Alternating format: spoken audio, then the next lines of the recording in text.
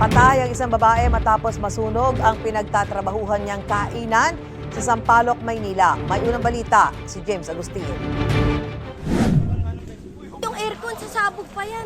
Nagangalit na apoy ang bumulabog sa mga residente ng G. Tuason Street sa Sampaloc, Maynila.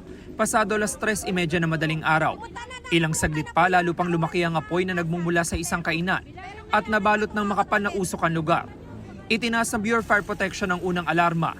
Nasa 8 fire truck nilang rumisponde, bukod pa sa mga fire volunteer. Ang mga unang rumisponde mula sa barangay sinubukan pang apulahin ng apoy pero hindi kinaya. Nung dumating kami rito, malakas na ho yung apoy. Ginamitan na ho namin ng fire extinguisher. Nasa 8 to 10 fire extinguisher, hindi na ho namin talaga maapula yung sunog. 2 lalaking stay-in na empleyado ang nakaligtas. Natutulog daw sila sa ground floor na mangyari ang insidente. Natutulog kami kanina, sir, tapos may yung simula ng sunog sa bandang kusina at saka main door, sir. Buti nga nagising ko yung isang kasama ko, sir. Kung di ko lang nagising yun, baka pa kasama sa sunog. Ang kasamahan naman nilang babaeng empleyado na natutulog noon sa mezzanine, nasawi sa sunog. Inaalam pa ng BFP ang sanhi ng apoy na nagsimula sa unang palapag ng establishmento. Kasalukuyan pong inimbestigahan kung bakit nagkaganon ng fatality. Ito po ay isang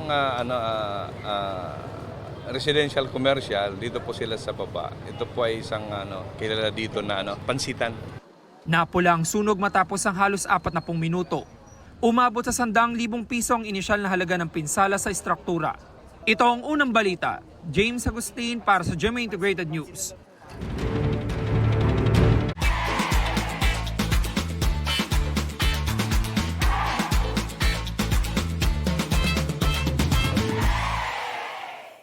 Mga kapuso, para una ka sa mga balita, mag-subscribe sa GMA Integrated News sa YouTube. Sa mga kapuso abroad, subaybayan niyo po kami sa GMA Pinoy TV at sa www.gmanews.tv.